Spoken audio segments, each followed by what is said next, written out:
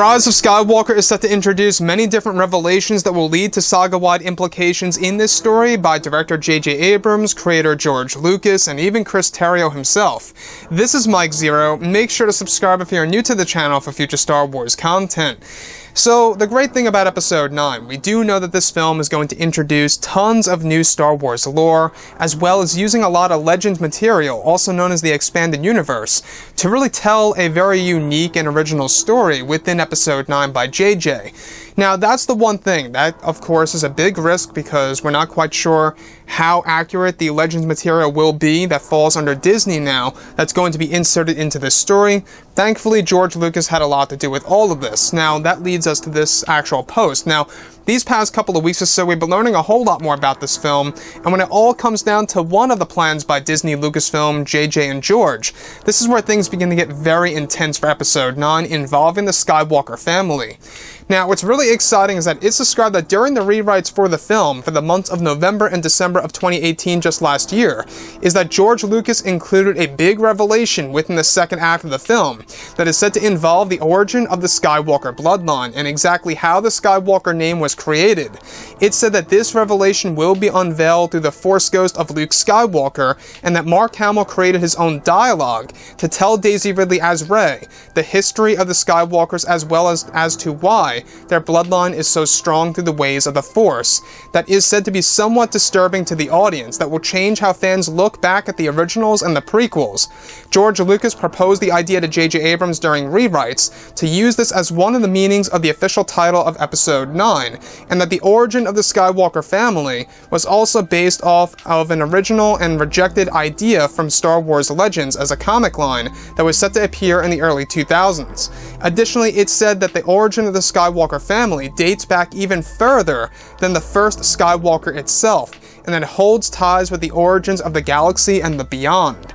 So let's go over a couple of parts about this. The one thing that really stood out to me the most is how the whole entire origin of the Skywalker bloodline / family is going to be unveiled by the Force ghost of Luke, and that part of it is said to be rather disturbing and is going to change how we view the past 8 movies. Now, the thing that I think about when I think disturbing is I think about Darth Sidious being, of course, the creator of the Skywalker lineage, at least why it's so powerful. Now, we do know this, is that we also know that the Skywalker, the origins of the name itself, and why the Skywalker bloodline that flows all the way from, of course, Shmi, Anakin, Luke, Kylo, you name it, Leia, why they are so powerful through the ways of the Force. That's all going to be explained in this movie in greater depth. And that, I gotta say, is a big risk by JJ, George, Chris Terrio, because it really does hold a big risk of, changing the Skywalker saga in a negative way.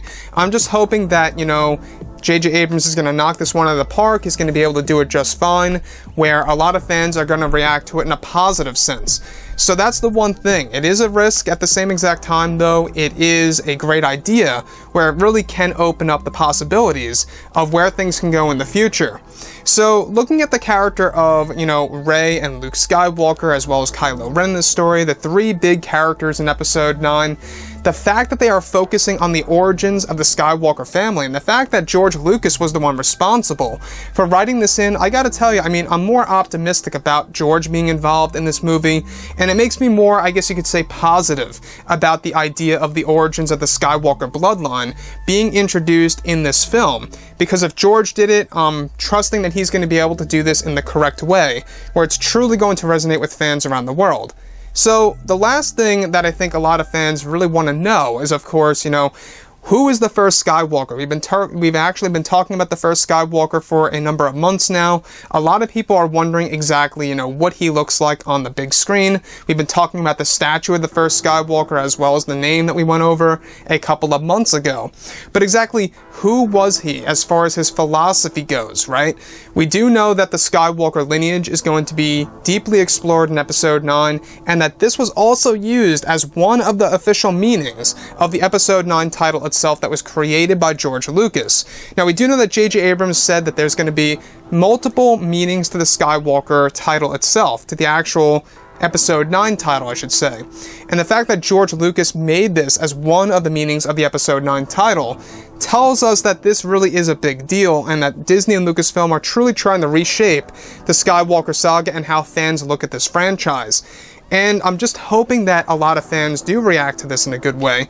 I think that at the same exact time, though, when we look at how the fact that this is inspired by a rejected Star Wars Legends comic line from the early 2000s, it tells us that they really are digging into not just Legends, but of course abandoned ideas of the Star Wars EU from the 90s and the 2000s. Anyways guys, drop a comment below, let me know what you think about all of this in the comments, and if you guys did enjoy the content for today, do make sure to drop a thumbs up on this video to support the channel. I thank you all so very much for the kind support, and I'll catch you guys next time.